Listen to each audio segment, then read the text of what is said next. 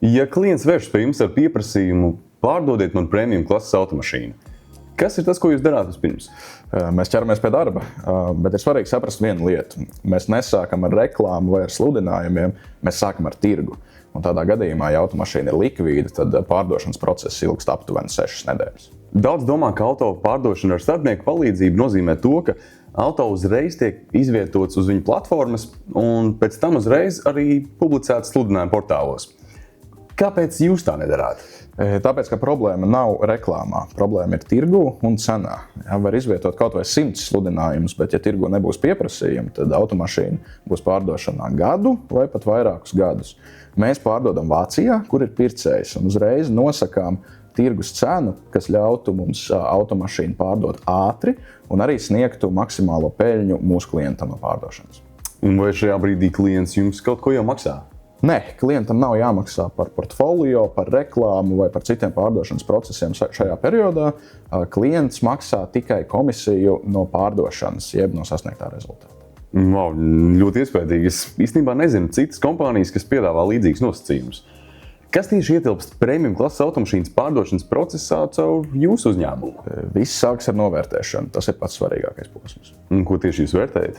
Mēs skatāmies ne tikai uz pašu automobīli. Mēs rūpīgi analizējam tirgus datus, kur loģiski pārdot un kāda ir reāla tirgus cena.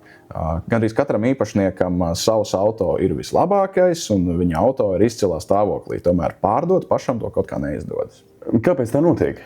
Tāpēc, ka pircēji salīdzina vairākus piedāvājumus. Pircējs nav naivs, pircējs zina, par ko ir gatavs maksāt un par ko nē.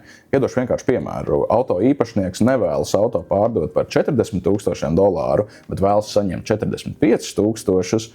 Tirgus to nepieņem, un pēc gada nāks auto pārdot jau par $37,000, kas ir būtiska atšķirība. Vai tas notiek dīkstāves izmaksu dēļ? Jā, bet ne tikai.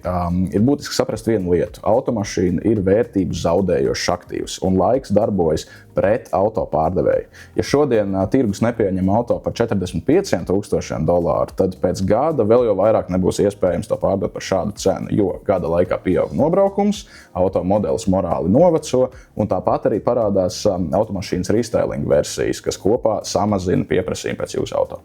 Tātad, lai nezaudētu naudu pārdodot premium klases automašīnu, pārdošana jāuzsāk par atbilstošu cenu?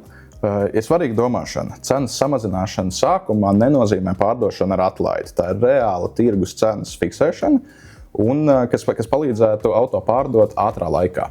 Ja tiek noteikti maksimālā cena, tad sludinājums būs aktīvs gadu, un pēc šī gada auto nāksies pārdot par mazāku cenu, jo gada laikā ir pieaudzis nobraukums, ir mainījies pieprasījums, un nevar aizmirst par eksploatācijas izmaksām, kas gada laikā pakāpeniski apēd naudu. Labi, tad izdarīsim secinājumus skatītājiem. Lai ātri un par labu cenu pārdotu premium klases automašīnu, ir svarīgi pārdot ne tikai Latvijā, bet iziet arī Vācijas tirgū, kur ir reāls pieprasījums. Ja sākotnējā cena tiek noteikti pareiza, auto var pārdot vidēji 6 nedēļu laikā.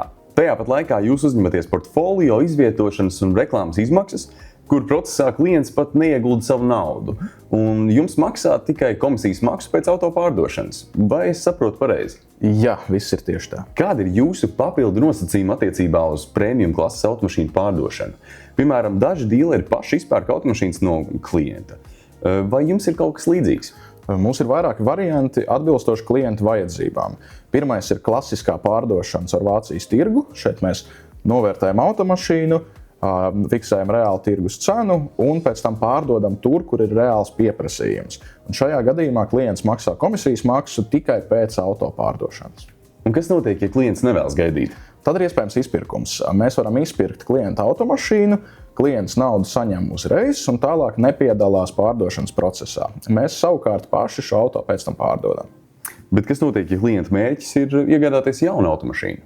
Tad darbojas automaiņas formāts. Klients var pārdot savu automašīnu un uzreiz iegādāties citu, bez ilgstošas gaidīšanas un liekiem posmiem. Būtībā mēs izpildām klienta uzdevumu pilnībā, nevis tikai piedāvājam izlikt auto pārdošanai. Tā tad nav tāda viena universāla scenārija. Tieši tā. Kādam ir svarīga maksimālā cena, tad pārdošana caur tirgu. Kādam svarīga naudu saņemt uzreiz, tādā gadījumā izpirkšana. Savukārt citi klienti vēlas mainīt auto, tad, protams, piedāvājam auto maiņu. Mēs izvēlamies formātu atbilstoši klientu uzdevumam un uzreiz pārunājam nosacījumus un rezultātu.